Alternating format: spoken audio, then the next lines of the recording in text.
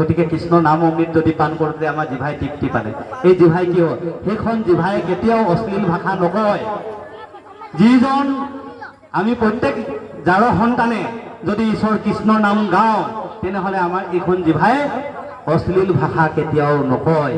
যিজনে কৃষ্ণৰ নাম চিনি পালে, তেওঁ কেতিয়াও কৃষ্ণৰ নামৰ বাহিৰে বেলেগ কথা চিনি নাপায়। তেওঁ বাটত যাওঁতেও গালে নাৰায়ণ কাহি ভকতি কৰো পীৰা।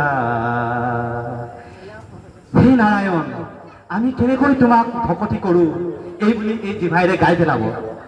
এই কাণেৰে আমাক ক'ব বাৰে বাৰে কেনেকৈ ঈশ্বৰ কৃষ্ণৰ কথা শুনো। আমি এই দুৰ্লভময় জীৱনত আমি কিয় কৃষ্ণৰ নামৰ পৰা আমি আঁতৰি আছো?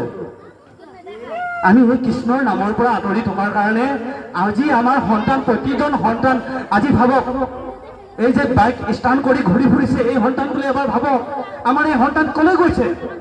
এইজন আমাৰ একো একোজন সন্তান হয়নে নহয়? এইজনো আমাৰ একো একোজন সন্তান হয়। এই সন্তানটো কিয় বেয়া হৈছে? এই সন্তান আমাৰ বেয়া হ'ব নালাগিছিল নহয়। আজি কিয় সি বাইক ষ্টাৰ্ট কৰি ঘূৰি ফুৰিছে? সেই সন্তানজনে কিয় ড্ৰাগছ খাই ঘূৰি ফুৰিছে? আমাৰ প্ৰতিজন সন্তান যদি আমি উপযুক্ত সময়ত এই হৰিনাম শ্ৰৱণ কীৰ্তন সোমোৱাই হৃদয়ৰ ভিতৰত যদি আমি কৃষ্ণ নাম বিৰাজ কৰাওঁ, তেনেহ'লে আমাৰ সন্তান তালৈ নাযায়।